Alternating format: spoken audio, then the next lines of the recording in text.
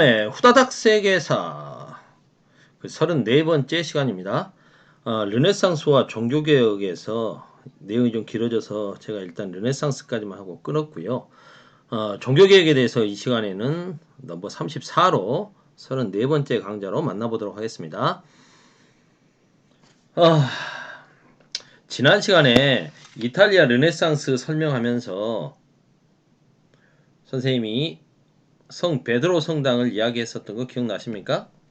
이 성 베드로 성당을 짓는데 돈이 많이 들어갔기 때문에 당시 교황이 이제 그 돈을 마련하기 위해서 면벌부라고 하는 걸 팔게 됩니다. 예전에 면제부라고 많이 했는데 벌을 면해주는 종이 쪼가리인 거죠. 면벌부라는 게 뭘까요? 카톨릭 신자들은 고해성사를 하지 않습니까? 근데 고해성사를 하고 나서도 남아있는 벌을 사면해 준다 라는 문서가 면벌부입니다. 너희들 조상들이 지금 죄를 지어가지고 하느님 나라에 올라가지 못하고 연옥에서 힘들어하고 있다. 면벌부를 사서 그분들을 하늘로 올려줘야 될 거 아니냐. 처음엔 그렇게 하다가 이제 나중에 네가 네 거 죄도 아직 남아있다. 그렇게 하면서 앞으로 지을 네 죄까지도 막 다 면해줄 수 있다. 뭐 이런 뭐라고 해야 될까요? 만능이죠, 만능. 이런 면벌부를 파는데 혈안이 됩니다. 교회가 그만큼 부패하고 타락했다는 거죠. 그러자 이제 여기에 대해서 독일의 신학 교수였던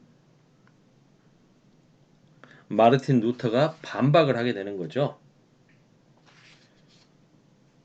비텐베르크의 그 독일의 비텐베르크라고 하는 곳의 신학자였던 마르틴 루터는 교황 레오 10세가 보낸 그 사람들이 와서 면벌부를 판매하기 위해서 비텐베르크를 방문한다는 소식을 듣고 너무 열받아가지고 보란듯이 교회 정문에다가 교황과 교회를 비판하는 글 95개조의 반박문을 써서 꽝꽝꽝 못질을 해놓은 거죠. 그런데 당시에 구텐베르크의 금속활자가 발명되면서 인쇄업이 발전하고 있었거든요. 이 95개조 반박문이 좀 뭐 돈이 될까 싶으니까 인쇄업자들이 이걸 열심히 인쇄해가지고 퍼뜨린 거예요. 그러면서 이게 이제 여론을 만들어 버렸네. 그러면서 이제 요 성직자 일반 신자 가릴 것 없이 뭐 평등하다고 하고 솔깃하잖아요. 이 사상들이 막 퍼져갑니다. 오히려 이제 거기에 이제 영향을 받아가지고 일부 사람들은 농민혁명까지 폭동까지 일으키는 거죠. 반란을 일으켜버립니다. 그 대표적인 사람이 토마스 민처라고 하는 사람인데요. 우리 교과서엔 따로 나오지 않으니까 여기서 뭐 이야기하긴 뭐하지만 잠깐만 말해본다면 루터를 열렬히 지지했던 토마스 민처는 신 앞에서 모든 사람이 평등하다는데 농노제 폐지하자, 우리한테 이것저것 많이 착취하는 수도원 철폐하자 라고 하면서 독일 남부에서 농민 반란을 일으킵니다. 근데 이게 이제 오스트리아 스위스까지 막 퍼져가는 거죠. 근데 정작 루터는 이러한 농민들의 반란 농민 전쟁에 반대합니다. 자기는 교회의 부패와 잘못된 교리를 바로잡고자 교황과 맞섰던 거지 신분 질서까지 다 없애려고 하는 건 아니다 라고 하면서 오히려 제후들에게 농민 반란은 철저히 진압해 주세요 라고 이야기를 하는 거죠. 10만 명 넘는 사람들이 죽었다니까. 토마스 민처 역시 잡혀가지고 고문당하고 처형당했습니다. 이런 상황에서 이제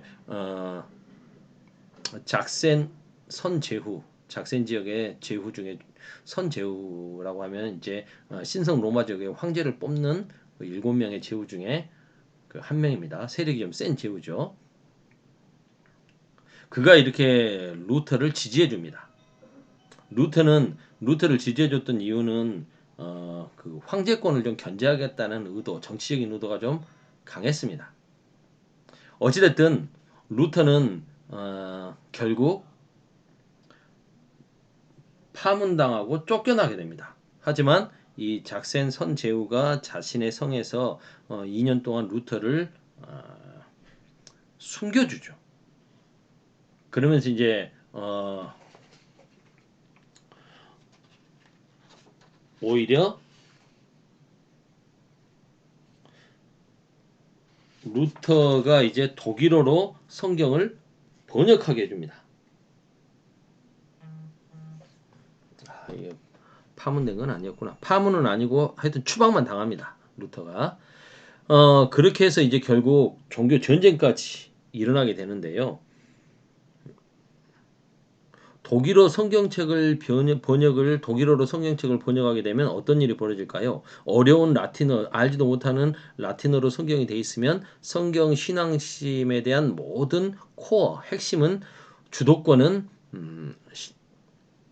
교회가 갖고 있는 겁니다. 그런데 자기들만 그 라틴어를 아니까. 근데 독일어로 성경책을 읽게 되고 이게 이제 인쇄술의 발달로 막 퍼져가게 되면 일반 국민들도 성경책을 읽을 수 있게 되는 거죠.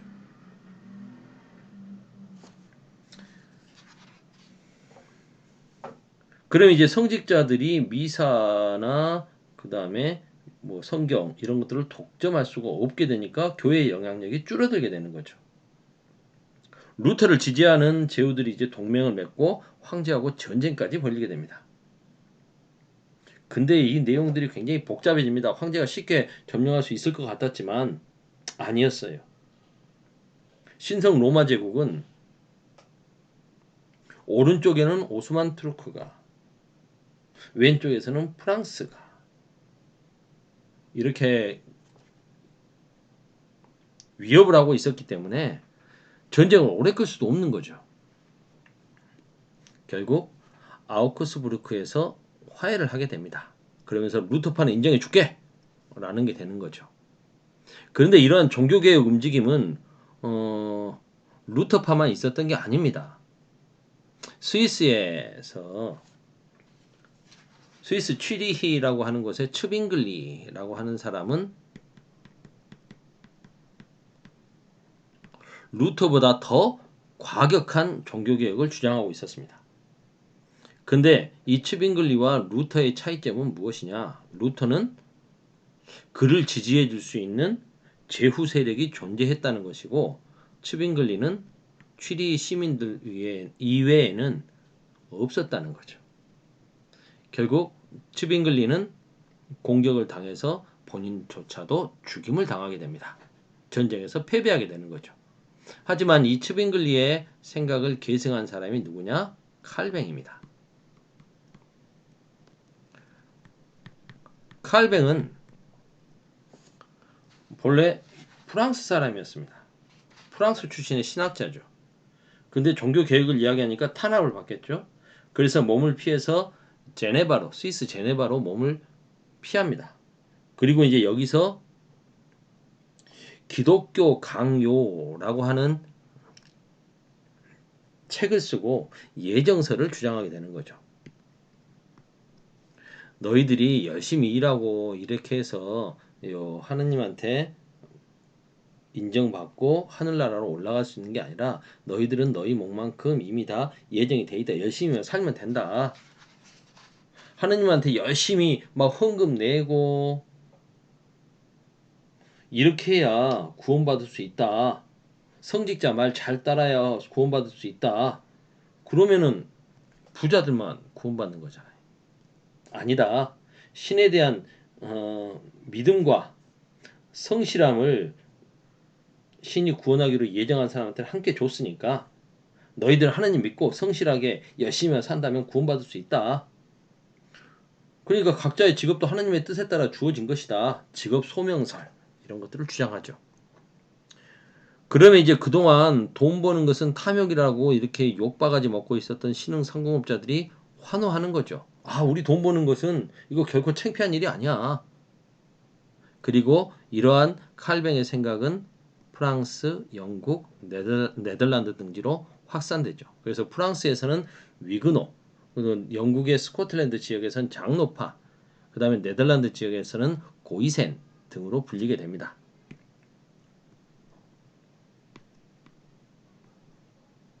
프랑스에서는 위그노, 영국에서는 스코틀랜드 지역의 장노파, 그 다음에 네덜란드는 고이센 등으로 불리게 되는 거죠.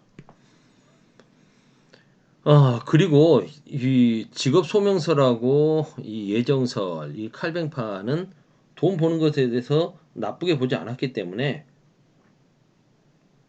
열심히 열심히 일해서 성공하고 재산을 늘리는 것은 하나님 앞에 떳떳한 것이다라고 하게 되니 자본주의 발달에도 기여를 하는 거죠.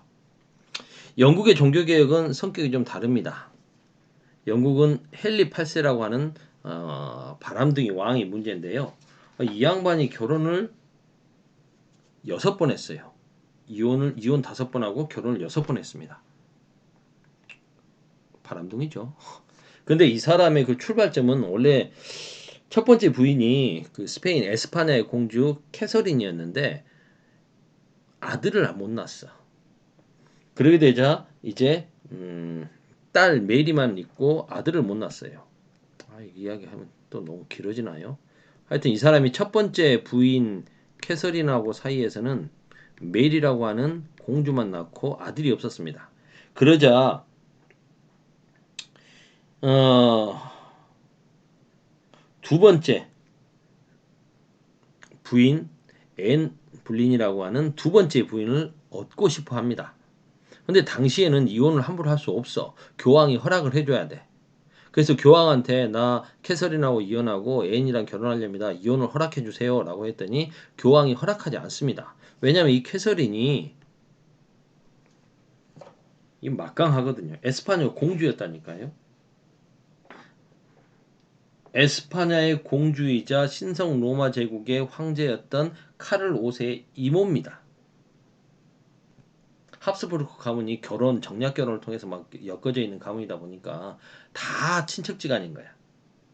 근데 지금 교황 입장에서는 프랑스하고 신성 로마 제국이 교황 프랑스가 지금 이탈리아로 막 쳐들어와서 난리치고 있을 때 신성 로마 제국이 들어와서 도와줘야 되는데 얘들 눈밖에 나게 되면 걔들이 또 와서 나를 털어버릴 것 같네. 그러니까 반대하는 거죠. 허락을 안 해주는 거죠. 이혼을 하고 싶었던 헨리 8세는 꾀를 냅니다. 좋다. 그러면 어, 교황이 허락해주지 않을 것 같으면 내가 성직자의 허락을 받아야 된다면 내가 영국 교회의 성직자가 최고 성직자가 되면 되는 거 아니냐. 그래서 영국 교회의 수장은 나다라고 하는 수장법을 발표합니다. 그래서 자기가 영국 교회의 최고 책임자가 되는 거죠. 그게 바로 영국 국교회가 시작되는 겁니다. 결국 그래서 캐서린과 이혼하고 두 번째 부인 앤을 얻어서 그 사이에서 엘리자베스라고 하는 또 딸을 낳습니다. 또 아들이 없네요. 그러자 이제 이 헨리 8세는 이 앤 불린도 시녀였는데 이 앤 불린의 또 시녀였던 제인 시모라고 하는 사람과 세 번째 결혼을 합니다. 근데 이제 애는 어떻게 해야 될까요? 애는 이제 엉뚱하게 누명을 씌워야 되겠죠? 뭔가 이야기가 있어야 뭐 결혼을 할 수 있을 거 아닙니까? 그래서 애인이 바람 피웠다라고 누명 씌워버리고 이 여자가 결혼해서 드디어 아들을 낳습니다. 그 아들이 나중에 에드워드 6세가 되죠. 그런데요, 이 에드워드 6세는 왕이 되고 나서 아파가지고 얼마지 않아서 죽어버립니다. 그래서 결국 그 다음 왕은 다시 이 메리가 결론적으로 왕을 하게 됩니다. 이게 메리 1세죠. 근데 이 여자는 카톨릭 신자입니다. 그래가지고 영국 국교회로 가려고 했던 이거 다시 없애버리고 영국은 다시 카톨릭으로 돌아갈 거야라고 하게 돼서 영국 국교회를 믿고 있는 귀족들, 그 다음에 장로파였던 그 장로의 신자들이었던 스코틀랜드 귀족들하고 사이가 안 좋죠. 근데 이 여자가 결국은 또 나중에 에스파냐의 왕이었던 그 필립 2세하고 또 결혼하겠다고 해서 완전히 영국을 뒤집어 버립니다. 난리 나는 거죠. 근데 또 애가 없이 죽었어요. 결국 그래서 그의 이복 동생이었던 엘리자베스가 결국 왕을 해서 엘리자베스 1세가 됩니다. 복잡하죠. 이 엘리자베스 1세는 그거거든요. 영국 국교의 신자거든요. 그래서 엘리자베스 1세가 통일법을 반포하고 영국 국교회가 이제 완전히 확립되게 되는 거죠. 복잡하죠. 그러면 이런 분위기 속에서, 이런 종교개혁 분위기 속에서 로마 카톨릭은 어떤 대응을 했을까? 계속해서 로마 카톨릭의 권위가 떨어지고 이 개신교가 일어나고 있는데 이런 위기를 느끼지 않으면 이상하겠죠. 그래서 로마 카톨릭은 트리엔트 공의회라고 하는 것을 엽니다. 교황의 권위, 로마 카톨릭의 교리, 이건 존중받아야 된다. 재확인하죠. 그리고 교회 폐단 바로 잡자. 종교재판소 설치하자. 그리고 나머지 뭐 저 개신교의 책들이나 이런 거 다 금소 목록에 넣어가지고 갖고 있으면 안 돼. 이렇게 철저하게 하겠다는 거죠. 오히려 로마 카톨릭을 더욱더 강화시킨 걸 결의하게 됩니다. 그러면 그동안 자신들이 문제가 남았던 폐단들, 교회 폐단들은 어떻게 할 것이냐? 이건 초기 크리스트교로 돌아가면서 깔끔하게 활동하자면서 더 로열라라고 하는 사람이 만들었던 예수회를 설립해가지고 카톨릭 옹호 전파하기 위해서 애를 썼는데 이걸 철저하게 지원을 해주는 거죠. 그래서 예수회는 수도원과 학교를 많이 세우고요. 좀 잘한 건 그거죠. 곳곳에 가는 곳곳마다 학교를 많이 세워서 지식 전파에 힘썼으니까. 근데 이거 못지않게 많이 한 게 또 선교 활동입니다. 그래서 아시아 지역에도 굉장히 많은 이 예수의 선교사들이 중국에도 들어오고 일본에도 가고 막 그리고 남미 지역에도 많이 가죠. 그래서 남미에 가서 막 학대받고 있던 노예라든가 원래 살고 있던 원주민들 그 다음에 그들과 혼혈로 나중에 만들어졌던 그 노예로 끌고 왔다가 살게 된 사람들 이런 사람들을 인권을 많이 옹호하는 활동도 펼치면서 선교 활동을 많이 해서 그래서 지금 라틴 아메리카 지역에 그 로마 카톨릭 신자들이 많은 이유가 그 때문입니다. 자 이렇게 계속해서 갈등을 보이게 되니까 프로테스탄트라고 하는 신교와 그 카톨릭 구교 간의 대립이 계속 이렇게 격화되니까 결국은 종교 전쟁까지 일어나게 되는 거 아니겠습니까?